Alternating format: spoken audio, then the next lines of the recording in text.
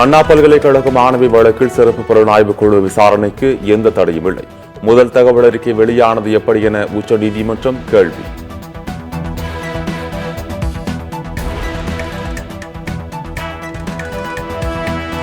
சென்னை காவல் ஆணையருக்கு எதிரான உயர்நீதிமன்ற கருத்துக்களுக்கு உச்சநீதிமன்றம் தடை.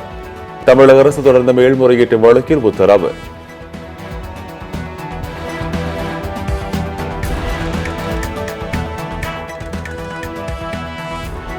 நாட்டில் முதல் மாநிலமாக உத்தரகாண்டில் பொது சிவில் சட்டம் அமலுக்கு வந்தது. பொது சிவில் சட்டத்திற்கான இணையதளத்தை முதலமைச்சர் புஷ்கர் சிங் தாமி தொடங்கி வைத்தார்.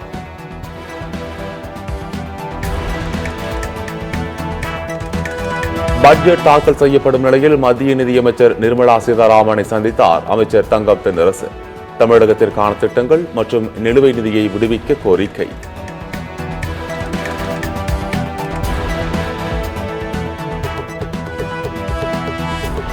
சென்னையில் முதலமைச்சர் மு க ஸ்டாலின் தலைமையில் வருகின்ற 29ஆம் தேதி திமுக எம்பிக்கள் கூட்டம். மத்திய பட்ஜெட் குறித்து விவாதிக்கப்படும் என தகவல்.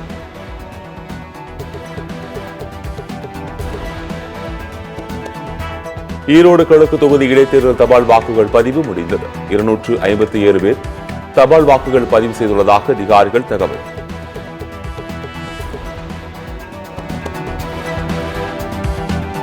வேங்கை வயல் வழக்கில் சிபிசிஐடி போலீசார் தாக்கல் செய்துள்ள குற்றப்பத்திரிகையின் நகல் வழங்க கோரிக்கை. காவல்துறை குற்றவாளிகள் என அறிவித்துள்ள முரளிராஜா உள்ளிட்ட 3 பேர் சார்பில் புதுக்கோட்டை சிறப்பு நீதிமன்றத்தில் மனு.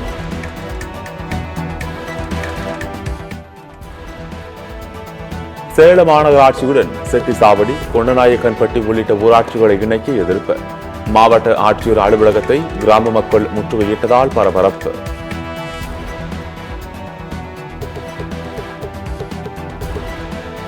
நாகப்பட்டினத்தில் உள்ள சிபிசிஎல் நிறுவனத்தை ஆந்திராவிற்கு மாற்ற கடும் எதிர்ப்பு. ஆயிரக்கணக்கான பொதுமக்கள் சிபிசிஎல் குடியிருப்பு வளாகம் முன்பு போராட்டம்.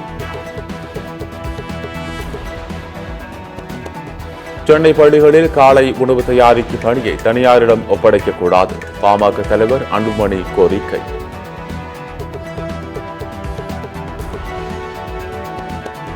எடப்பாடி பழனிசாமி மீதான வழக்கில் மேல் நடவடிக்கைக்கு உச்சநீதிமன்றம் தடை. வேட்புமனுவில் சொத்து விவரங்களை மறைத்ததாக வழக்கு.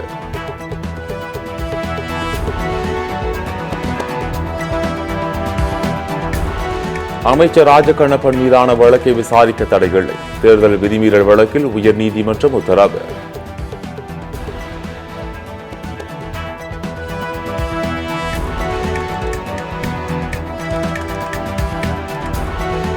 எடப்பாடி பழனிசாமியை முதலமைச்சராக ஏற்றுக்கொள்ளும் கட்சிகளுடன் மட்டுமே கூட்டணி. முன்னாள் அமைச்சர் செல்லூர் ராஜு திட்டவட்டம்.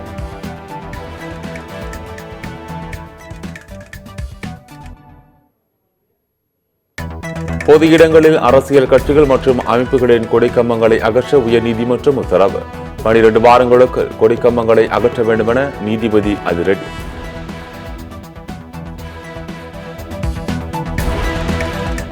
பச்சையப்பன் கல்லூரி அறக்கட்டளையை கண்டித்து மாணவர்கள் போராட்டம். போலீசார் மாணவர்களை அப்புறப்படுத்திய போது தள்ளுமுள்ளு.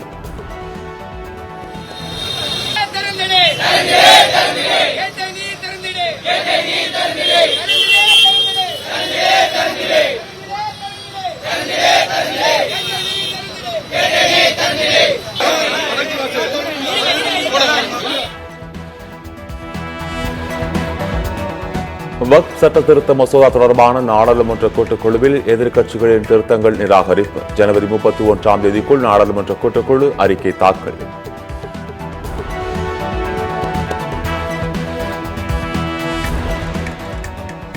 ஆஸ்திரேலிய ஓபன் டென்னிஸ் போட்டியில் சாம்பியன் பட்டம் வென்று தமிழக வீரர் பிருத்வி அசத்தல்.